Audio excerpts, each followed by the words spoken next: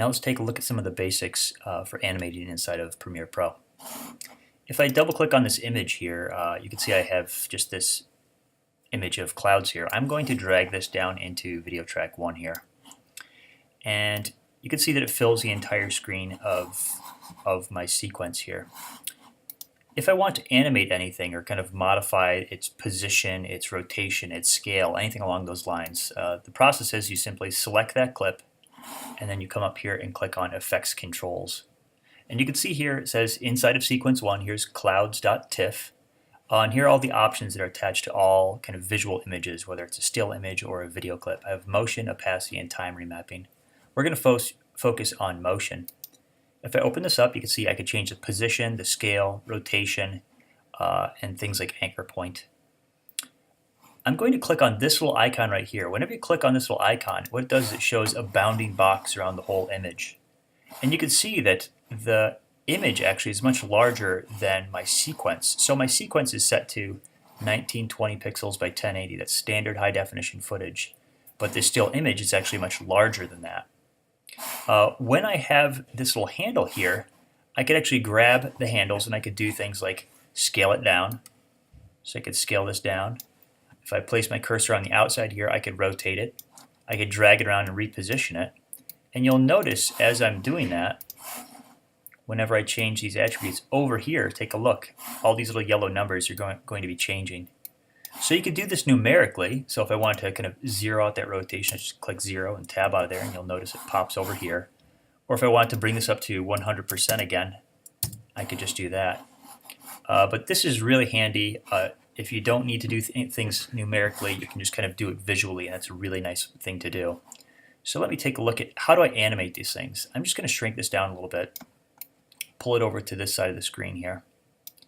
When I'm doing this, it does it for the entire clip, the entire duration of the clip. In this case, it's about 4 seconds or so, just about 5 seconds actually.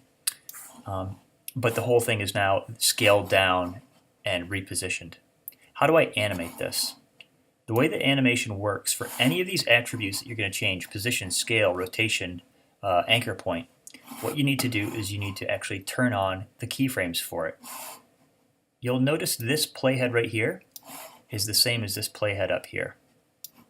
And I'm just going to give myself a little bit more room to work in over here just by dragging this over. So what I want to happen here is I'm going to say from 0, from this time code of 0 to about 1 second, I'm just going to pop this over to 1 second. I want it to be stationary. I just want it to be sitting right here. But then from 1 second to 3 seconds, I want this to move and rotate and scale down. So I know I want to move. That's my position. I'm going to click on this little icon right here. Click on this little stopwatch icon. And you'll see when I do that, it automatically puts this little keyframe in here. So everything from 0 to 1 is these numbers are going to stay the same. And then if I pull this over to 3 seconds, roughly, all I need to do is change the position here. So I'm just going to click and drag.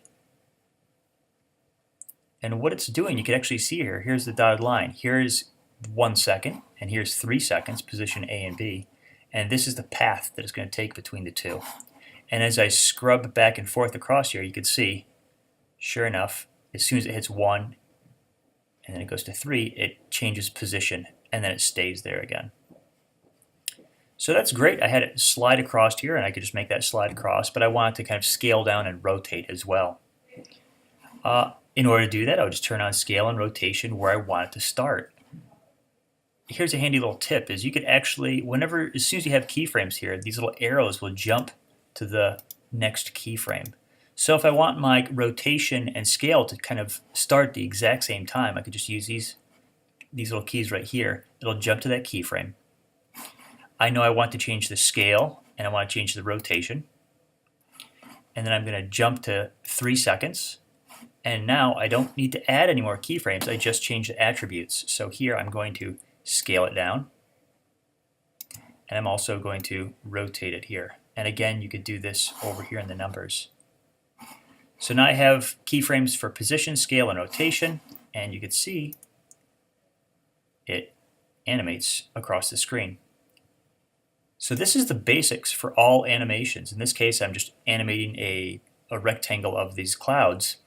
What I'm going to do next is I'm going to animate my apple with wings. So I want to take each wing layer and make them kind of rotate up and down so it looks like it's flapping. And then I'm going to animate the position of the apple so it can fly across the screen, etc. So let's take a closer look at how to do that in the next video.